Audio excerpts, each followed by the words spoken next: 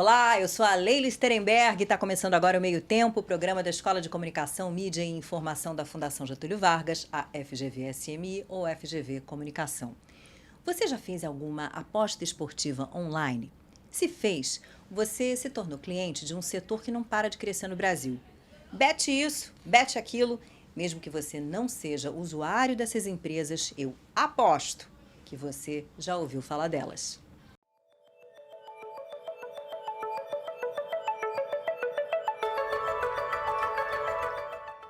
Eu recebo hoje o Udo Seckelman, que é advogado especializado em direito esportivo e apostas eletrônicas, e a Alessandra Maia, que é professora e pesquisadora aqui da FGV-SMI e coordenadora do Cubo de Inovação, que trabalha exatamente com games e realidade virtual. Bem-vindos, meninos. Obrigado pelo convite, Leila. Imagina, obrigado por aceitar. A Lê já é da casa, já é a segunda vez que está aqui. Pessoal, vamos começar como a gente costuma, quebrando o gelo. Udo, qual é teu time? Eu sou vascaíno. Respondeu assim com segurança. E a Lê? Flamengo. Também, gata. Aí formou, viu? É clássico hoje. A minha pergunta parece sem pé nem cabeça, mas não é, porque a gente sabe que futebol cada vez mais tem a ver com sites, apps, apostas e por aí vai. Udo, me conta sobre o percentual de crescimento desse mercado desde que houve a legalização no Brasil em 2018. Leila, desde que tivemos a Lei 13756 em 2018, que legalizou as apostas esportivas de cota fixa aqui no Brasil, a gente claramente vê um crescimento nas apostas no Brasil, né? Isso fica claro quando a gente vê patrocínio de clube de futebol, que antigamente não tinha nenhum, e agora praticamente mais de 90% dos clubes de Série A e B são patrocinados por casas de apostas. A gente vê que os espaços publicitários estão sendo dominados por casas de apostas. E a gente vê que apostas que antes eram pessoas específicas, um nicho bem específico, apostava, a partir de 2018 entrou no mainstream. Então as apostas esportivas começaram a atingir o mainstream. Então pessoas comuns que passam a jogar, passam a apostar de maneira comum, passa a ser parte do cotidiano brasileiro. Em termos de estatística, é difícil você ter uma estatística que você fale, isso aqui é certeiro. Você não sabe a metodologia que foi utilizada, questões específicas, porque a gente não tem um mercado regulamentado ainda. Mas tem uma estatística bem interessante que eu uso nas minhas aulas, que é da SimilarWeb, que saiu no ano passado, que diz respeito ao ano de 2022. Que em 2022 o Brasil foi líder em acessos a sites de apostas. O segundo colocado foi o Reino Unido, que é uma jurisdição em que já está regulamentada há muitos anos, há mais de décadas, e o Brasil não está regulamentado e é o primeiro. O Reino Unido em 2022 teve 1,6 bilhões de acesso em sites de aposta esportiva. O Brasil teve o dobro.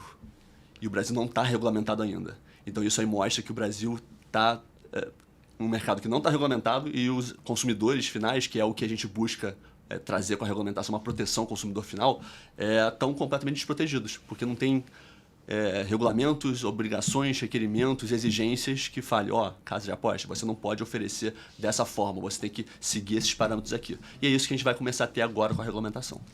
É um desafio enorme, mercado potencial gigantesco. E quem é um pouco mais velho se lembra da loteria esportiva, da zebrinha. Não sei se a Lê chegou a pegar a zebrinha. Cara, isso indica idade muito. Mas olha só, tinha a cartelinha que você apostava mesmo. Você marcava lá os resultados que você achava que iam se dar nos jogos de futebol. Cartola. Tipo isso. E eu me pergunto se num país que já teve a loteria esportiva tão popular como era, tinha quadro no Fantástico, da Globo, né, com o matemático calculando as probabilidades e por aí vai, se com a evolução tecnológica é quase que natural, né, essas apostas online estarem se tornando tão populares. Sim, eu acho que, até pelo que o Udo falou, é uma tendência muito forte, né? Os números mostram isso e que ajuda a gente a pensar com atenção. É preciso observar, é preciso cuidar, porque é uma tendência, porque toda brasileira, todo brasileiro sempre acha assim, eu sei qual vai ser o resultado do jogo. E cada bet tem aquela assim, qual vai ser, quantas pessoas vão sair, quantas pessoas vão... qual é a posição, para ver que eu não sei de futebol, que elas estão jogando e que vai acontecer. E você pode ir milimetricamente fazendo essas apostas para ganhar alguma coisa. Então, a gente precisa observar com atenção, porque a tendência é grande, os números mostram isso, e o cuidado, né, que elas precisam ter para conscientização e entender como funciona isso, que não é só uma fezinha, uma aposta leviana. Udo, explica o estado das coisas no Brasil hoje do ponto de vista legal, porque teve uma lei 14.790 que foi sancionada pela Presidência da República. O que essa lei definiu? E me parece que ela dividiu opiniões no Senado. Bom, de maneira bem breve, Leila, a gente primeiro teve em 2018 a legalização das apostas esportivas com a Lei 13.756, e que foi a primeira vez que a gente teve uma lei que permitia que a iniciativa privada comece a explorar o que a gente chama de jogos de azar. Jogos de azar, historicamente, no Brasil, foi proibido desde os anos 40. E desde então só era permitido aposta de corrida de cavalo em locais autorizados e a loteria federal também, através do setor público. E então 2018 foi a primeira vez que a gente teve uma permissão para a iniciativa privada de maneira efetiva explorar essa atividade. E foi legalizada uma vertical apenas, que é a aposta esportiva. Tá? Desde então a lei especificava o seguinte: estamos legalizando essa atividade, mas a atividade não está regulamentada ainda. Quem vai regulamentar essa atividade é o Ministério da Fazenda, que vai ter 2 anos, prorrogáveis por mais 2 anos para regulamentar essa atividade através de atos normativos. Esses 4 anos se passaram, finalizou em final de 2022 e nada foi feito. Aí houve a troca do governo, e com a troca do governo também trocou o pessoal do Ministério da Fazenda, e eles começaram a acelerar mais a regulamentação. Tá? E nessas discussões de regulamentação, de consulta pública, de ouvir o mercado, etc., eles perceberam que eles tinham que alterar alguns pontos da lei de 2018 e acrescentar mais e se aprofundar mais em alguns aspectos. E foi isso que foi feito.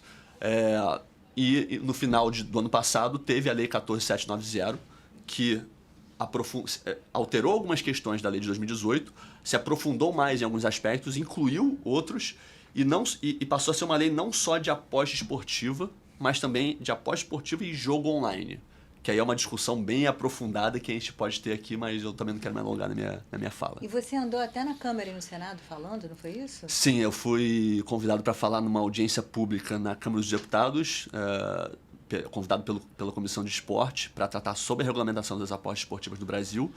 E no Senado eu fui falar numa sessão temática, de debates temáticos sobre o marco legal dos games, para separar, para mostrar qual a diferença entre aposta e fantasy sports, que hoje na lei do ano passado está bem claro a divisão, mas antes não estava, e fui lá convidado para explicar qual a diferença. E qual é a diferença? Você tem 10 minutos para eu falar? Não, tipo 3.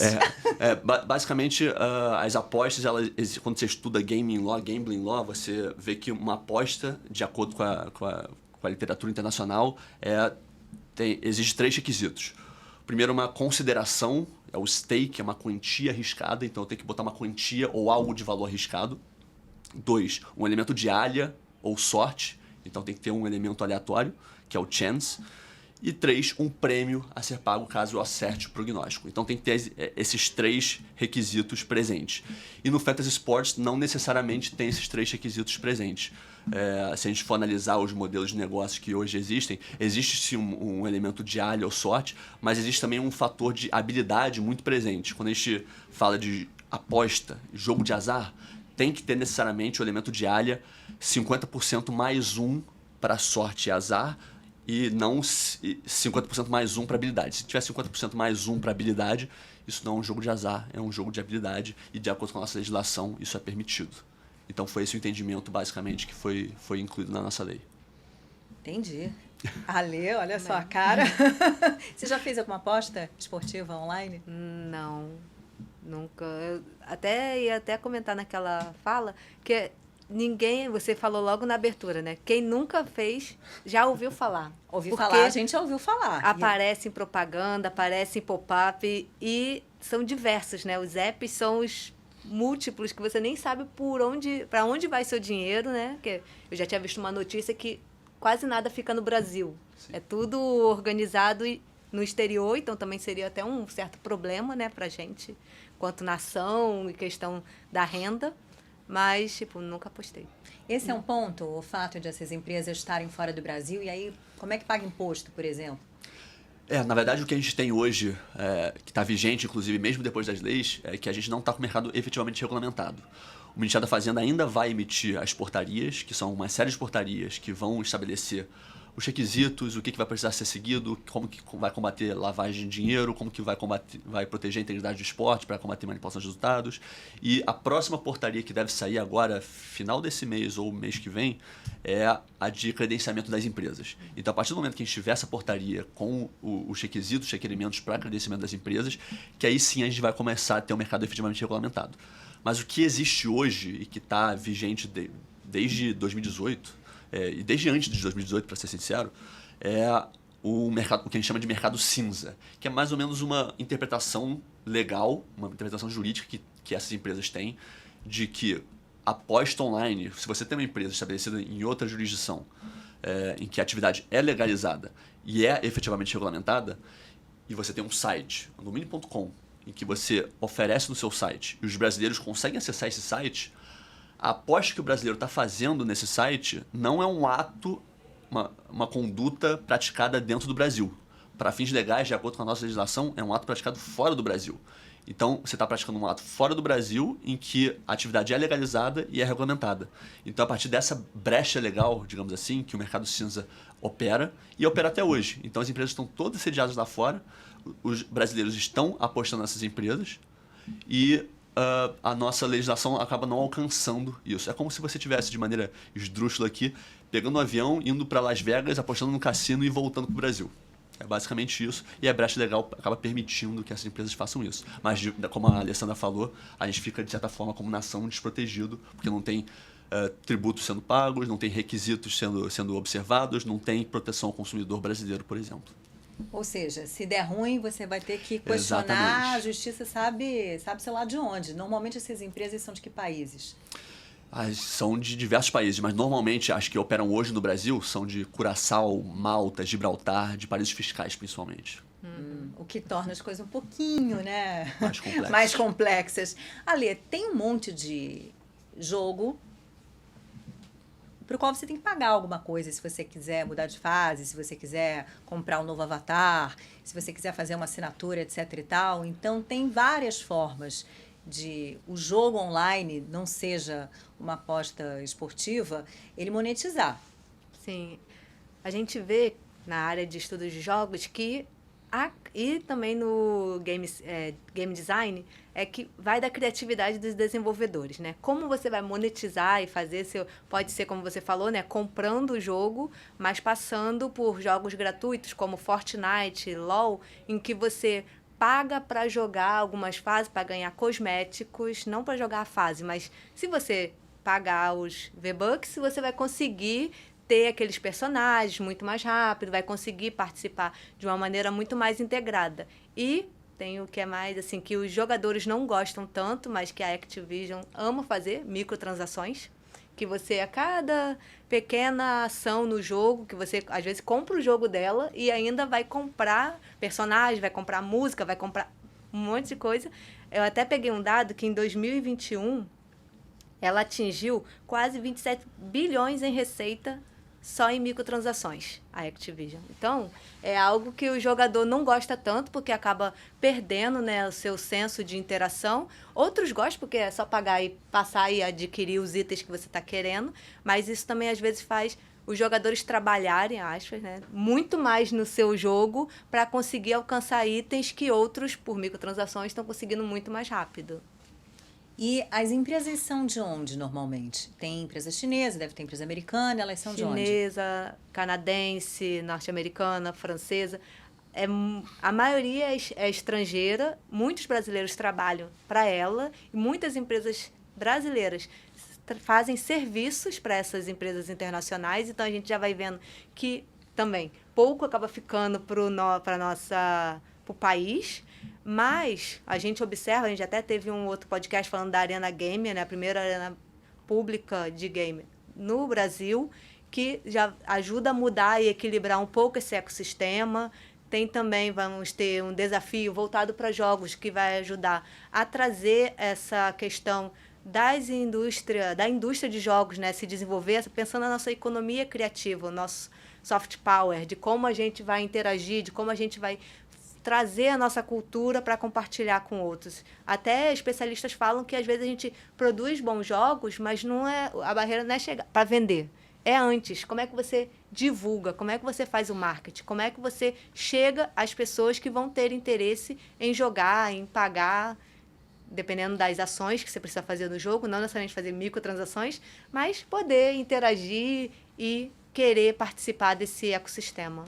E no mundo jurídico discute-se isso também? Como é que essas empresas pagam tributo no Brasil? A gente, inclusive, tem a discussão no marco legal dos games exatamente disso, né? De trazer uma facilitação também para os games serem produzidos aqui e explorados aqui, né? Então tem uma clareza maior em relação a isso. Mas a Alessandra foi falando e eu lembrei que aqui no Brasil a gente tem uma discussão muito grande também, não só no Brasil, mas no mundo todo, sobre essas microtransações dos games, principalmente, especificamente sobre loot boxes. Que loot boxes... tem uma discussão, tem uma ação civil pública aqui no Brasil correndo do Ministério Público contra algumas desenvolvedoras de jogos, tentando proibir que loot boxes sejam ofertados aqui no Brasil, essas microtransações específicas dentro dos games, por poderem ser enquadradas como jogo de azar. Então tem uma discussão muito grande que está rolando ainda, que é basicamente você compra um pacote de armas, de skins, etc., mas esse pacote é aleatório. E que você não sabe se vem uma skin boa, uma skin rara, ou uma skin que não vale muito a pena. Ou você compra um pacote de jogadores do FIFA, em que alguns são ruins, alguns são bons, e você não sabe qual que vem. Então tem um componente de azar. Tem um componente de alha aí presente, que a discussão está exatamente nisso. Será que é um jogo de azar, ou será que não é um jogo de azar? E está sendo discutido na ação civil pública exatamente para enquadrar ou não e permitir ou não no Brasil. Bom, em última instância, até você compra um pacote de figurinha na banca de jornal, é um jogo de azar. Exatamente. Você pode ver uma figurinha rara ou não. Eu escrevi um artigo sobre isso, defendendo que não é um jogo de azar. Porque o objetivo, na verdade, da ação civil pública é você proteger o menor de idade de fazer essas microtransações. Mas eu não acho que o meio seja o correto, de enquadrar como jogo de azar, exatamente pelo que a Leila falou, porque senão um jogo de figurinha também é um jogo de figurinha. Um pacote de figurinha para álbum de figurinha também seria um jogo de azar. E, enfim, no artigo entro no juridication, não vou ficar abrindo aqui, mas basicamente eu defendo que não é jogo de azar. Tem um outro problema em relação às apostas esportivas. Fala-se de eventuais manipulações de resultados. E já teve até operação de Ministério Público. Então, como é que é esse ponto especificamente? A manipulação de resultados é um problema que a gente tem no Brasil há muitos anos, muitas décadas, na verdade, né? E o maior escândalo que a gente já teve foi em 2005, com a máfia do apito, com o Edilson Pereira de Carvalho, que manipulou 11 resultados, 11 jogos da Série A do Brasil. E ele estava envolvido com máfias relacionadas a apostas também, em que esses criminosos eles apostavam em sites de apostas em outras jurisdições e dividiam os lucros com o árbitro da partida, né? E isso foi um escândalo muito grande. 11 partidas tiveram que ser jogadas novamente no Brasil, mas desde então pouco a gente evoluiu em termos de proteção à integridade. E agora, com a legalização e a regulamentação das apostas, isso voltou à tona, mas voltou à tona engateando ainda. A gente já devia estar mais avançado em relação à proteção da integridade. E culminou com a operação Penalidade Máxima, que teve aí escândalos dos mais diversos na Série A do Brasileirão, envolvendo manipulação de resultados relativos a apostas, né?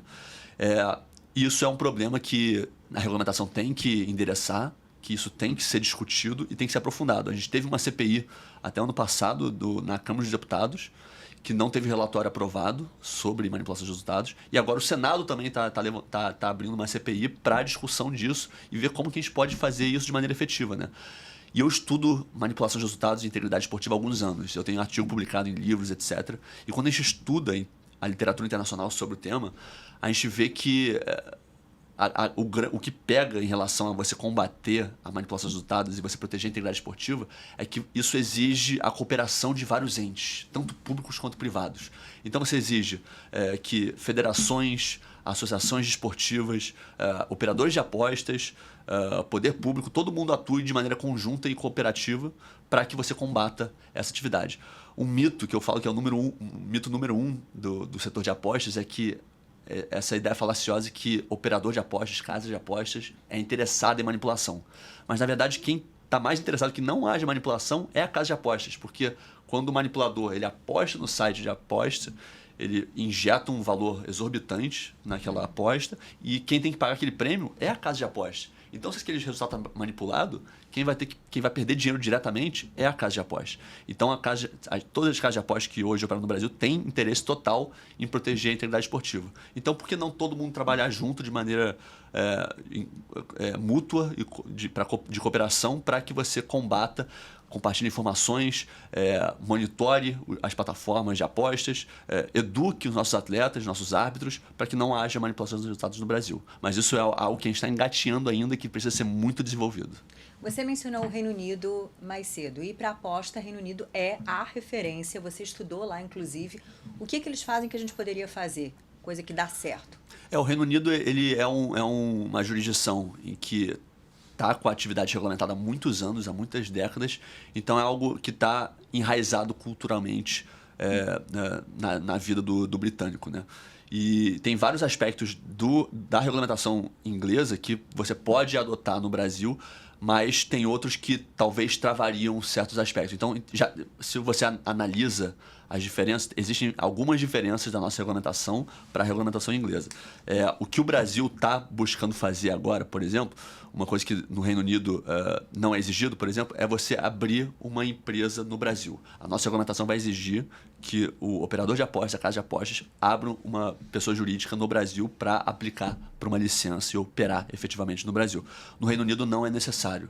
Como é aposta online, o Reino Unido permite que operadores em outros países consigam obter uma licença sem estar sediado no Reino Unido. Então, isso acaba abrindo mais possibilidades e acaba atraindo mais operadores de outros países. Porque isso acaba, por exemplo, no Brasil, quando você estabelece uma empresa no Brasil, você vai ter que pagar o imposto referente à atividade de apostas, mas também todos os outros impostos no Brasil referente a atividades normais de uma empresa. E acaba a carga tributária ficando muito pesada. Isso tem o potencial de afastar muitos operadores. Então, isso é um ponto que é uma diferença que a gente tem em relação ao Reino Unido, mas que, se a gente for analisar, eu estudo esse tema e dou aula sobre esse tema há alguns anos já, o que a gente está tendo hoje de legalização e regulamentação no Brasil é o melhor que a gente conseguiu fazer dos últimos 5 anos. Se a gente comparar a nossa lei de 5 anos atrás e a evolução que a gente foi tendo ao longo dos anos, a lei melhorou bastante. Então, é algo que tem o potencial de atrair o mercado, mas a gente tem que aguardar também as portarias do Ministério da Fazenda para ver se isso vai se concretizar efetivamente ou não. E a oportunidade é exatamente agora. É um momento super importante, é um portal, né? Olha só, Alê, para quem estuda jogos eletrônicos, como é que é a discussão, e aí eu imagino que eu posso incluir as apostas eletrônicas, sobre o risco de vício, né? Você vai jogando, vai apostando, e aquilo se torna um vício. É interessante pensar que na área de Game Studies a gente acaba não associando muito os jogos de azar aos estudos de jogos, sempre tem essa distinção. Quando estudam a questão do vício em jogos. E ontem eu estava no pré-lançamento de um desafio que vai ser Virando o Jogo no Rio de Janeiro para desenvolver jogos aqui a partir de questões de resiliência e desastres naturais. E eles trouxeram um ponto interessante na questão do... Quando alguém faz maratona de série e tal, todo mundo fala assim, nossa, que legal. Quando alguém faz maratona de jogar, né? Fala, nossa, tá viciado. Nos estudos de jogos, a gente observa que cada caso é um caso, mas que também pontos interessantes é desenvolvimento de campanhas, que ajuda a pessoa, às vezes a pessoa não percebe que chegou aquele limiar que saiu da diversão e de você estar na sua dedicação, do seu lazer, para um ponto de vício. Na questão das apostas seria, tipo, a pessoa tira o dinheiro da onde teria que comprar a comida da família ou alguma coisa de formação para achar que vai conseguir realizar aquele sonho, né? Porque o brasileiro sempre sonha em mudar de vida e mudar de vida rápido e num passe de mágica. Até você falou, o portal. É um portal para várias discussões, porque a pessoa sempre tem isso. É aqui, eu botei meu dinheiro, sei lá, Mega Sena da virada, vou ganhar aquilo e já vai fazendo planos. E faz parte fazer plano com esse dinheiro fictício e com isso a pessoa acaba não prestando atenção e gastando o dinheiro ou seja em microtransações, porque quer ser melhor no jogo, quer ter aquela skin que o outro não tem, quer ficar mais bonito que o outro. Então, o vício tem um limiar, né? Tem um momento que a pessoa está lá se divertindo, está dedicando, poderia estar lendo um livro, poderia estar vendo uma série, poderia estar estudando, pintando, está lá jogando. Então, é bem assim ponderado e principalmente estudado na área da psicologia, do design, né, que estuda como conseguir esses gatilhos de endorfina, dopamina, e de permitir que a pessoa volte, pensando no LOL, né, principalmente, que a maior parte dos casos de relatos, né, de falar assim, a pessoa está viciada, porque joga LOL madrugada adentro. Então, atualmente tem sido muito essa discussão, mas é interessante a gente pensar realmente na questão de campanha, conscientização. O que é um vício? Como é que funciona? Porque o risco está aí, qualquer coisa, em açúcar, em comida salgada, alguma coisa, e como é que funciona, quais são os mecanismos, trabalhar interdisciplinarmente, né? Direito, medicina e várias áreas. Eu fiz uma pergunta sobre isso para inteligência artificial. Eu perguntei para o ChatGPT o seguinte: apostas online viciam? Resposta: a prática de apostas online pode se tornar viciante para algumas pessoas, como em qualquer forma de jogo, o potencial para o vício está presente devido à possibilidade de ganhos monetários, a emoção do jogo e outros fatores psicológicos. Algumas pessoas podem ser mais suscetíveis ao vício do que outras, devido a uma variedade de fatores, incluindo predisposição genética, história pessoal, problemas emocionais ou psicológicos, entre outros. É importante praticar os jogos de forma responsável e estar ciente dos sinais de vício em jogos de azar, como a necessidade de jogar com frequência, a incapacidade de controlar ou interromper o jogo, o uso de fundos destinados a outras despesas para jogar e impactos negativos nas relações pessoais ou financeiras. Se alguém acredita estar enfrentando um problema com o jogo, é aconselhável buscar ajuda profissional de um terapeuta ou conselheiro especializado em vícios em jogos de azar. O que vocês acharam? Tá razoável? Não, muito bom. E isso é uma preocupação muito grande com a regulamentação, né? Quando a gente discute esse tema no Congresso, por exemplo, a gente vê que tem muitos congressistas parlamentares que são contra a legalização e a regulamentação do jogo de azar. E 100% das vezes o argumento principal é a questão do vício. É a questão de pessoas que começam a ficar viciadas, que começam a desenvolver um transtorno obsessivo pelo jogo e começam a gastar renda familiar, sustento familiar com isso. Isso é um problema muito grande. Só que você manter isso na ilegalidade não vai resolver o problema. É você ignorar o problema. Porque tem corrida de cavalo, tem gente que joga em roda de pôquer. As pessoas que são viciadas lá jogam e tá aí você fechar os olhos pro problema. Então, assim, a regulamentação vem para combater isso. Você regulamentando, você vai estabelecer princípios de jogo responsável, que é você trazer limites para casas de apostas, que casas de apostas tem as corretas e tem as incorretas. As incorretas, elas usam isso usam um gatilho dos apostadores em seu benefício. Então, se é um apostador viciado, eu vou ficar mandando notificação aqui para ele o tempo todo, tem um bônus aqui para você, vem apostar na minha casa de aposta, etc. E vai usando esse gatilho. Então, a regulamentação vem para você combater isso, para você impedir que, se a pessoa ultrapassar um certo limite ali, você tem que travar, você tem que colocar o nome dela no processo de exclusão, não permitir que o CPF dela faça mais apostas ou notificar algum familiar. Então vai ter uma série de requisitos, uma série de regras que vão precisar ser seguidas para que você combata esse tipo de coisa. Então, eu acho que, na minha opinião, eu já vi várias discussões sobre isso, eu acho que muita gente acha que o jogo é imoral. Para mim, imoral é você ter essa situação e você não fazer nada em relação a isso. É interessante que a necessidade de um marco legal sobre algo que é novo relativamente, apostas online, joga a luz sobre discussões que estão aí há muito tempo e que têm que ser vistas há muito tempo. É mais ou menos aquilo que você estava dizendo antes. Sim, e é bem o que o Udo falou, né, da questão. Se você não regulamenta, você não olha, você deixa invisível. Se você deixa invisível, a pessoa mais frágil vai acabar caindo e se prendendo nesse ciclo vicioso e no sentido de que ela vai sentir, às vezes, vergonha. E também tem que tirar esse estigma. Porque tirando esse estigma, acho que facilita a pessoa se abrir para outras. Como a IAG falou. Não é tipo, olhei e reconheci. Às vezes você olha, reconhece, fala, mas não vai falar com alguém, porque tem medo desse alguém te julgar. E porque você já está se julgando, você já tem consciência de que não está fazendo um bem para você, para sua família, para quem está ao seu redor. Então, a questão de saúde pública e de cuidado é feito por diversas instâncias, né? A gente já começa aqui com esse debate no podcast, que é muito importante para outras pessoas pensarem a sua relação com as apostas, com os videogames, com outros produtos de entretenimento que às vezes estão entregando algo para você naquele momento, bem momentâneo, mas que não está resolvendo aquele problema que você está sentindo, que você está fechando, né, um buraco com as apostas. Vou lá porque lá me entende. Vou conversar com os meus amigos de apostas, que muita gente também trata a questão financeira, que também é importante falar, de cripto, de investimento em ações, FI, etc., como uma aposta, principalmente quando você trabalha no day trade. Então, não é só das bets que a gente tem que tomar cuidado e conscientizar. Atualmente, muito mais gente investe, joga, aposta. E elas estão conscientes, elas tomam cuidado, elas estão compreendendo o quão profundo é isso, porque está investindo na vida dela, seja tempo, seja dinheiro, porque tempo é dinheiro. Então, a gente precisa trabalhar de maneira integrada para conseguir entregar e conscientizar o máximo de pessoas, para também tirar esse estigma. O estigma é o que fecha as pessoas para trocar, né?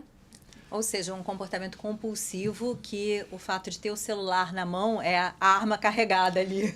Algo por aí. A gente está caminhando para o fim do nosso jogo, para a nossa partida aqui. E eu queria que o Udo contasse para a gente uma história que eu sei de fonte segura, que eu não vou dizer quem é, que ele queria ser jogador de futebol e aí acabou indo para o direito esportivo. Foi isso? Exatamente. Eu, dos 5 até os 16 anos, eu queria ser jogador de futebol. Cheguei a jogar um período no Juvenil do Vasco.